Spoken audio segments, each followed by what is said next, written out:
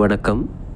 இன்றைக்கு நாம் பார்க்க போகிற கோவில் நாமக்கல் மாவட்டத்தில் நைனாமலை என்ற பகுதியில் உள்ள குவளையவள்ளி சமேத வரதராஜ பெருமாள் திருக்கோயில்.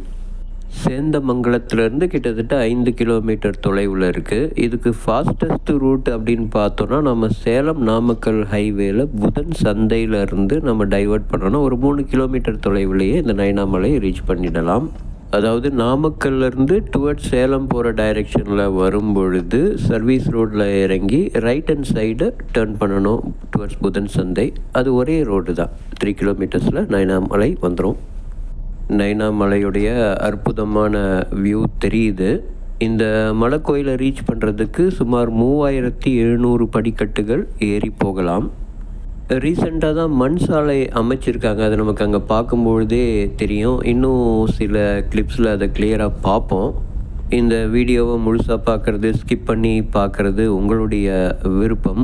இந்த மாதிரி இடங்களை நேரடியாக போய் நிறைய பேரால் காண முடியாது. அதனால் நல்ல இயற்கை காட்சிகள், கோயிலுடைய காட்சிகள்லாம் பின்னாடி வருது. விருப்பப்படுபவர்கள் பார்க்கலாம். மண் சாலை, அதாவது அந்த மலைப்பாதை வழியாக போகும்பொழுது ஒரு லெவலுக்கு மேலே சாலை கடைசியில் நின்றுரும். ஏன்னா அதுக்கு மேலே நம்ம ஒரு 250 படிக்கட்டுகள் மாதிரி ஏறி தான் போகணும். அதுவும் படிக்கட்டுகள்னால் ஒரு குறுகலான ஒரு பாதை வழியாக நம்ம அந்த மலை கோயிலை அடையணும். இப்போது வலதுபுறம் திரும்பணுன்னா அந்த மண் சாலை தெரியும். இடதுபுறம் அந்த என்ட்ரன்ஸ் தெரியுது. அது வழியாக நேராக போயிட்டு லெஃப்ட் டேர்ன் பண்ணோன்னா அங்கே ஆஞ்சநேயர் சன்னதி இருக்கும். அதுக்கு எதிர்த்தாப்பில் படிக்கட்டுகள் ஏறும். இன்னும் கொஞ்சம் நேரத்தில் நம்ம பார்க்கலாம். காரை நிறுத்திட்டு நான் படிக்கட்டு வழியாக தான் போக போகிறேன்.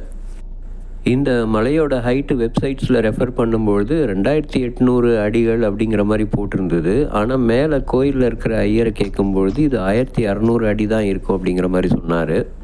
மிகவும் குறைந்த அகலமே கொண்ட படிக்கட்டுகள் அமைக்கப்பட்டிருக்கு. கைப்பிடி சுவர்லாம் கிடையாது. கொஞ்சம் ஜாக்கிரதையாக தான் ஏறணும். நைனாமலை வரதராஜ பெருமாள் கோயில் மேலே தெரியுது.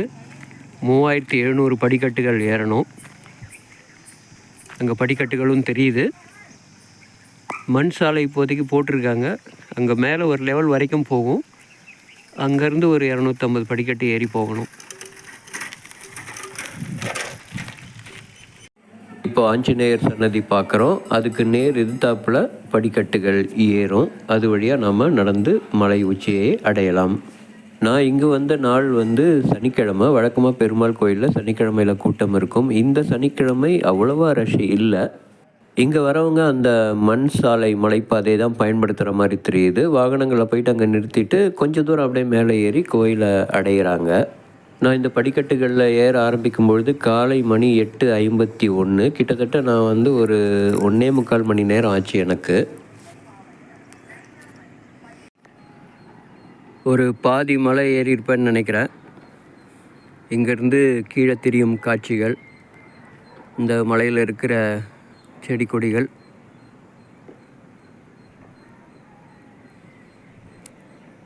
ராசிபுரம் ரோட்டரி சங்கம் பிளாஸ்டிக் பாட்டில் மற்றும் குப்பைகளை அடிவாரத்தில் உள்ள குப்பை தொட்டியில் போட்டு இயற்கை பாதுகாப்போம் அப்படின்னு அழகாக போர்டு போட்டிருக்காங்க.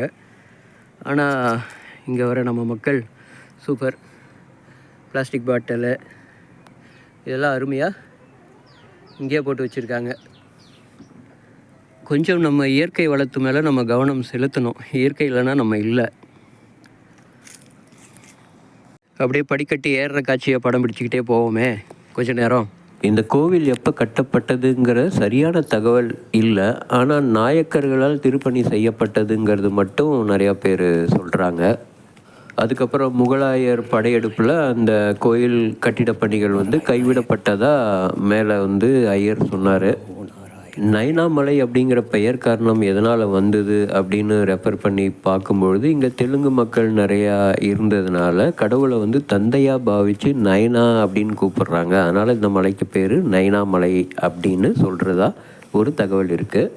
புராண காலங்களையே பல யுகங்களாக இந்த மலை இருக்கிறதுனால அப்போது பல ரிஷிகள் பெருமாளை நோக்கி தவம் செஞ்சதாக சொல்கிறாங்க. அதில் முக்கியமாக கண்ம நைன மகரிஷி அப்படிங்கிறவர் இந்த மலையில் பெருமாளுக்கு திருப்பணிகள் செஞ்சு சமாதி ஆனதுனால இந்த மலைக்கு நைனாமலை அப்படிங்கிற பெயர் ஏற்பட்டதாகவும் இன்னொரு தகவல் சொல்கிறாங்க. மலை ஏறும்பொழுது பிராணயாமம் ஆட்டோமேட்டிக்காக நடக்குது. அந்த இடம் வரைக்கும் போவோம். இந்த கோவிலுக்குடைய உற்சவர் வந்து கீழே சேந்தமங்கலத்தில் இருக்கிறதா அர்ச்சகர் வந்து சொன்னார். அதே போல் அவர் பகிர்ந்துக்கிட்ட இன்னொரு தகவல், மாசியில் வர மகம் அன்னைக்கு தான் அந்த திருவிழா அப்படிங்கிற மாதிரியும் சொன்னார். நான் கீழேருந்து மேலே ஏற ஆரம்பித்த வரைக்கும் இன்னும் யாரும் நான் பார்க்கவே இல்லை. ஒரே ஒரு யங்ஸ்டர் மட்டும் கிட்ட ஒரு 400 படிக்கட்டுகள் இருக்கும், அந்த ரேஞ்சில் அவர் கீழே இறங்கிட்டு இருந்தார். அதுக்கப்புறம் யாரையும் நான் பார்க்கல.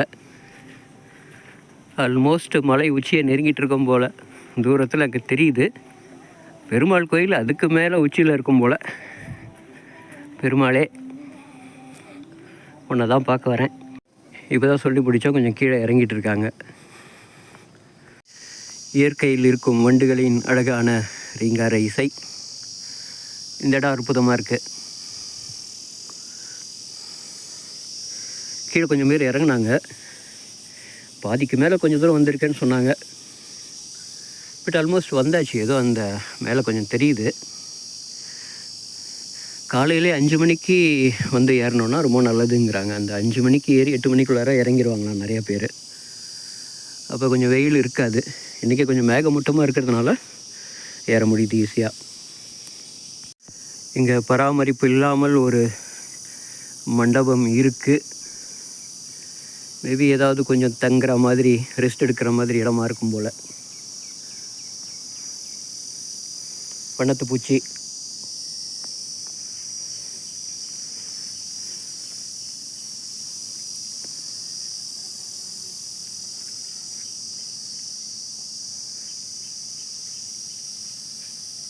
தேன் எடுக்கும் வண்ணத்து பூச்சி மலர் மலராக போய் தேன் எடுக்குது. முக்கால்வாசி உயரத்துக்கு வந்தாச்சு. கீழே இறங்குறவங்களோட சில பேரோட குரல் கேட்குது. பார்ப்போம் எங்கே வராங்கன்ட்டு. புரட்டாசி மாதத்தில் பல பேர் வந்து இந்த கோவிலுக்கு வருவாங்க. அப்போ வந்து அந்த மண் சாலை மலைப்பாதை வந்து மூடப்படும் அப்படிங்கிற மாதிரி அர்ச்சகர் சொன்னார். அப்போது நிறைய பேர் இந்த படிக்கட்டுகள் வழியாக ஏறுவாங்க அப்படின்னு சொன்னார். அத்தி மரம் பூ பூக்கிறது ரொம்ப அரிதும்பாங்க, அத்தி பூத்தார் போல் அப்படின்ட்டு. அந்த மாதிரி கீழே இறங்குறவங்க மேலே ஏறுறவங்கள பார்க்குறது ரொம்ப அரிதாக இருக்குது. இங்கே ஒரு சிறிய குட்டி நீர்த்தேக்கம் பாறையில்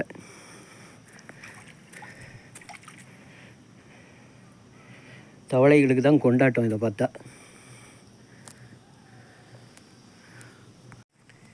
இந்த தண்ணி கொஞ்சம் க்ளீனாக இருக்குது.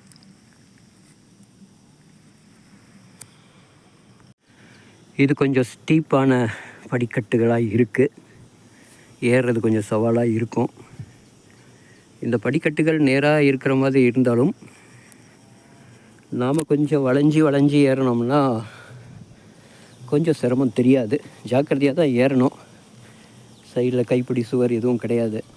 அப்புறம் அர்ச்சகர்கிட்ட டெய்லி வந்து மதிய நேரம் 12 மணிக்கு நடைய சாத்துவீங்களான்னு கேட்டேன். அது வந்து வார நாட்களில் மட்டும்தான் அப்படி பண்ணுவாங்களாம். ஆனால் சனிக்கிழமை வந்து எப்பொழுதும் ஓப்பனாக இருக்கும் போல். மாலை 5 மணி வரைக்கும் கோயில் திறந்திருக்கும். பூஜை சாமான்கள் இது போன்ற விஷயங்கள் வந்து அடிவாரத்திலே கிடைக்கும். மேலெல்லாம் ஒரு கடை கூட கிடையாது, கோயில் மட்டும்தான். அதனால் உங்களுக்கு தேவையான பொருட்கள் எல்லாத்தையும் வாங்கிட்டு வருவது நல்லது. எனக்கு இது ஒரு சேலஞ்சிங்கான ட்ரெக்கிங் எக்ஸ்பீரியன்ஸ் மாதிரி இருந்தது. 3700 படிக்கட்டுகள் இப்போ தான் முதன் முறையாக நான் ஏறிக்கிட்டு இருக்கேன். இதுக்கு முன்னாடி 1540 படிக்கட்டுகள் துறையூர் பக்கத்தில் பெருமாள் மலை கோயிலில் ஏறியிருக்கேன். முன்னாடி இந்த மவுண்ட்டு பார்த்தோம்.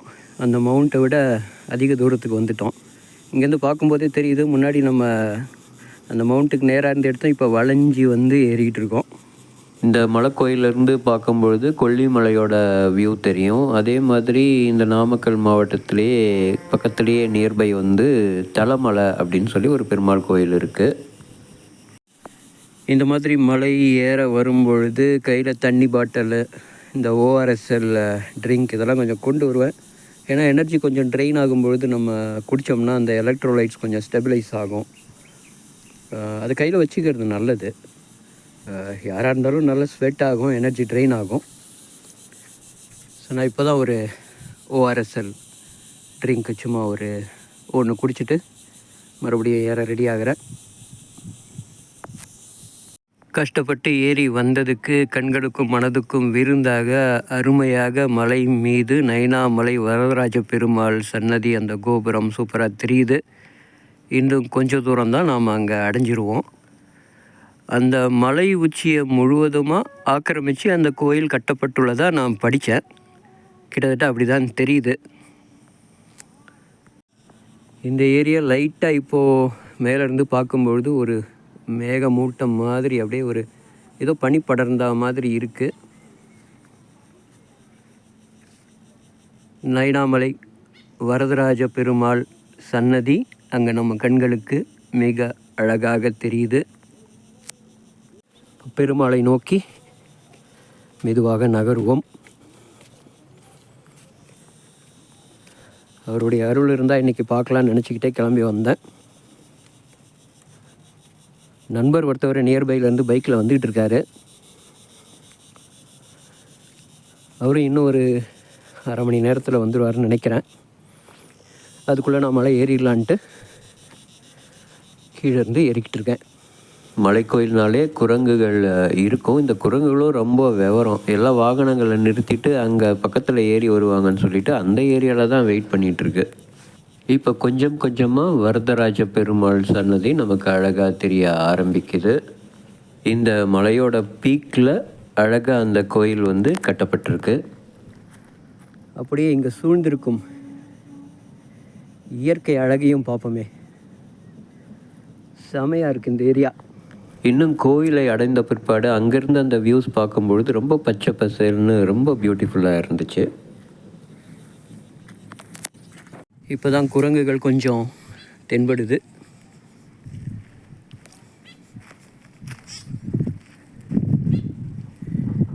இயற்கை அழகே அழகு. இந்த பர்டிகுலர் இடம் கொஞ்சம் நடக்கிறதுக்கு கொஞ்சம் தூரம் ஃப்ளாட்டாக இருக்குது. அதுக்கப்புறம் கிராஜுவலாக அந்த ஸ்டெப்ஸ் ஏறுது. ஆல்மோஸ்ட் வந்தாச்சு, இன்னும் கொஞ்சம் தூரம்தான். அதுவும் இல்லாமல் அந்த வாகனங்களெல்லாம் அந்த மண் சாலையில் நிறுத்திட்டு ஏறி வர அந்த இடமும் நாம் இங்கே நெருங்கிட்டுருக்கோம். பெருமாள் சன்னதி பார்த்த உடனே கொஞ்சம் தெம்பாக இருக்குது. ஒரு பாறை அமைப்பையே அழகாக படிக்கட்டுகள் மாதிரி செதுக்கி நாம் கோயிலை அடைய வழி செஞ்சுருக்காங்க. இந்த கோயில் புராண காலங்கள்லேருந்தே இருக்குது. பல யுகங்களாக இந்த கோயில் இருக்குது. பல சித்தர்கள் பெருமாளை வழிபட்டதாக சொல்கிறாங்க. அப்போல்லாம் அவங்க எப்படி ஏறி இருப்பாங்க? கரடு முரடாக தான் இருந்திருக்கும் அந்த ஏரியா.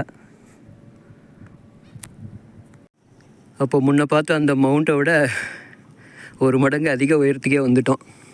நல்ல ஹைட்டில் இருக்கோம். இப்போ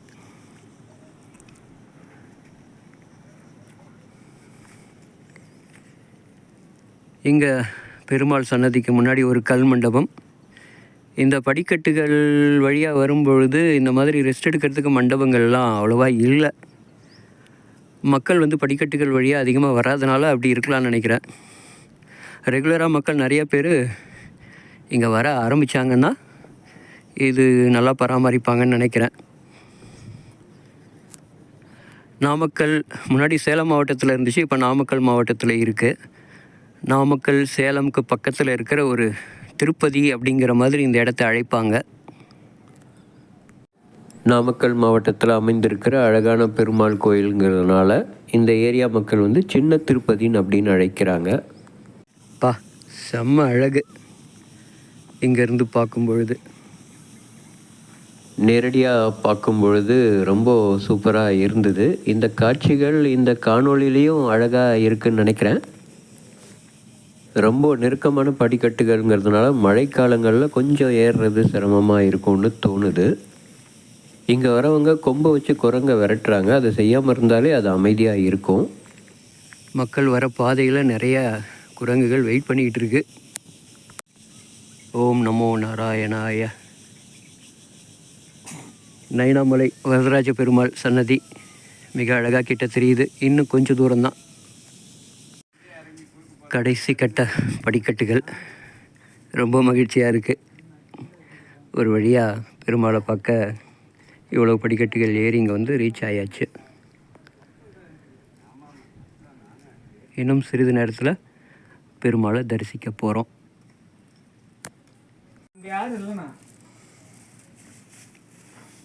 நீங்கள் போங்க, இதோ வரேண்ணே.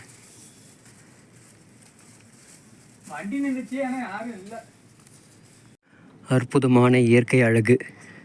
நான் இங்கே தனியாக நடந்து வரும்பொழுது நிறைய குரங்குகள் இருந்தது. நான் பாட்டுக்கு அமைதியாக அதுங்களை பார்க்காம என் வழியில் மெதுவாக போயிட்டுருக்கேன். அதுங்க ஒன்றும் பண்ணாமல் பக்கத்துலேயே தான் அமைதியாக போயிட்டு இருந்தது. ஆனால் நிறைய பேர் இந்த குரங்குகளுக்கு பயந்துக்கிட்டு கையில் குச்சி கொம்பு இதை கொண்டு வரும்பொழுது போன்னு விரட்டுறாங்க. அது சீருது, முறைக்குது, துரத்துது, இது மாதிரி வேலையெல்லாம் பண்ணுது.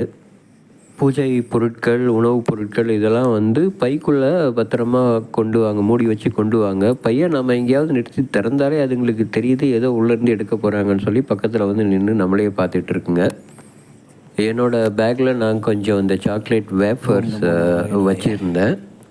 இறங்கி போகும்பொழுது நண்பர் கூட பைக்கில் போகிற பிளான் தான் இருந்துச்சு. அதே மாதிரி நாங்கள் பைக்கில் தான் கிளம்புனோம். அப்போ கீழே அந்த மண் சாலைக்கு போகும்பொழுது குரங்கு ஒன்றே இருந்தது. சரி, அதுக்கு ஒரு வேஃபர் கொடுத்தா இன்னொரு குரங்கு வந்து வேகமாக அதை சாப்பிட விடாமல் பிரச்சனை பண்ணுது. அது மாதிரி அந்த கும்பல் கூடும்பொழுது தான் நமக்கு பிரச்சனை. இன்னும் சில படிக்கட்டுகளே ஏறி லெஃப்ட் திரும்பினோன்னா நம்ம அந்த என்ட்ரன்ஸுக்கு போகிறோம். ஒரு வழியாக பெருமாள் அருளால் இந்த சன்னதிக்கு வந்தாச்சு. வெற்றி. இந்த சன்னதிக்குள்ளார நுழையிறதுக்கு முன்னாடி மேலேருந்து எடுக்கப்பட்ட காட்சிகள். அங்கே மண் சாலை, இயற்கை அழகு சூப்பராக தெரியுது. தூரத்தில் இந்த கொல்லிமலை தொடர் நமக்கு அழகாக தெரியும். இப்போ ஒரு பனி படர்ந்த மாதிரி இருக்கிறதுனால நமக்கு ஃபுல் வியூ கிளியராக தெரியல. வரதராஜ பெருமாள் கோயிலின் அந்த கோபுரம் வந்து மிக அழகாக தெரியுது நமக்கு. இப்போது கோயிலுக்கு மேலே வர்றதுக்கு இங்கே மண் சாலை தெரியுது. இப்போ இன்னும் கொஞ்ச நாளில் இது வந்து தார் சாலை போடுவாங்கன்னு நினைக்கிறேன். பணிகள் வந்து நடந்துக்கிட்டு இருக்கு. இன்னும் கொஞ்சம் எக்ஸ்டெண்ட் பண்ணி இங்கே பஸ் ஸ்டாண்ட்லாம் வர மாதிரி ஒரு பிளான் பண்ணிகிட்ருக்காங்க போல். இந்த ஃபெசிலிட்டிஸ்லாம் வந்ததுன்னா மேபி இன்னும் கொஞ்சம் நிறையா பேர் இந்த கோயிலுக்கு வருவாங்க. ரொம்ப அருமையான சூழ்நிலையாக இருக்குது.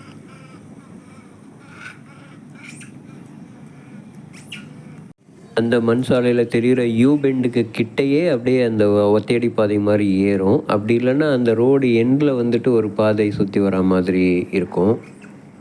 குவளையவள்ளி தாயார் சன்னதி நேராக தெரியுது. இது மூலவர் வரதராஜ பெருமாள் சன்னதி.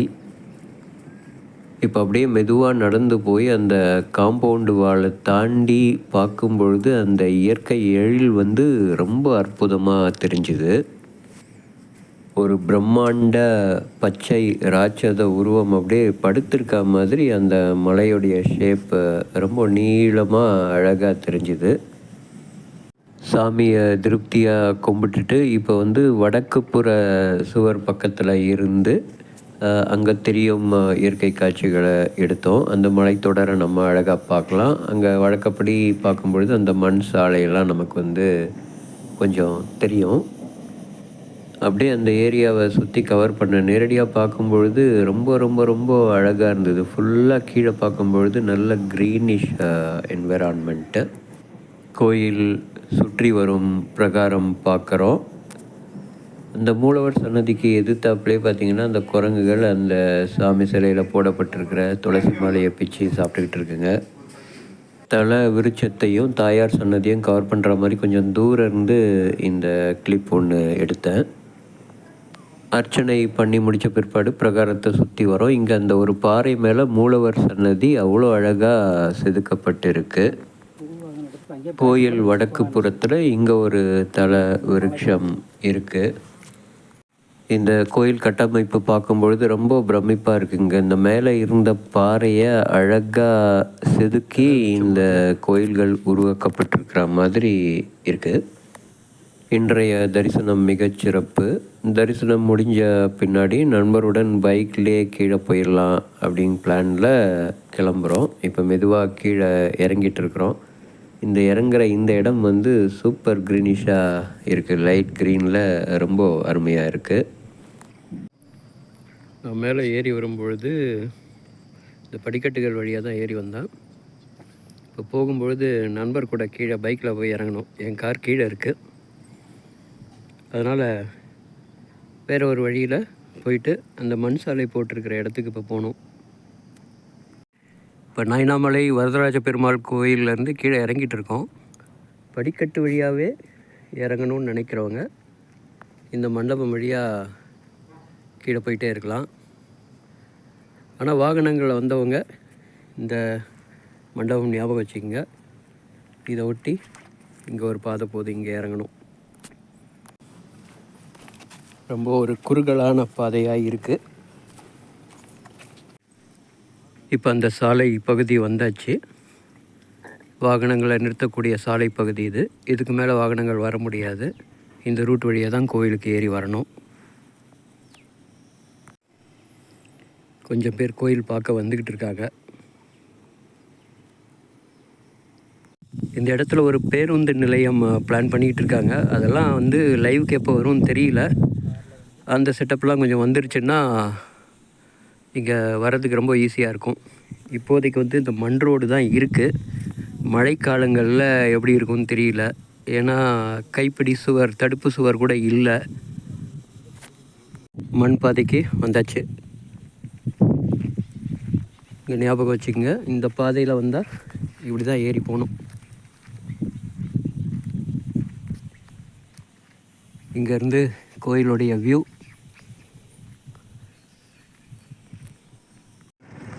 ஓகே, இன்றைய சிறப்பான தரிசனம் முடிஞ்சிட்டு பைக்கில் கிளம்பியாச்சு. இப்போதைய ரோடு கண்டிஷன் வந்து ரொம்ப சூப்பர்னு சொல்ல முடியாது. ஏன்னா கற்கள் நிறைய அங்கங்கே இருக்குது. டூ வீலரில் வரும்பொழுது மிகவும் ஜாக்கிரதையாக வர வேண்டியதாக தான் இருக்குது. பாறைகள் உருண்டு கீழே விழுந்திருக்கு. இன்னும் மழைக்காலமாக இருந்தால் டூ வீலரில் வரதெல்லாம் ரொம்ப கஷ்டமாக இருக்கும். வித்தியாசமான ஒரு மரம். அது விதையா பூவான்னு தெரியல, விதை மாதிரி தான் தெரியுது. நைனாமலை கோளையவள்ளி சமேத வரதராஜ பெருமாள் கோயில் போயிட்டு அந்த பாதையில் இறங்கிட்டு இருக்கோம். தூரத்தில் கொல்லிமலைகள். நன்றி, வணக்கம்.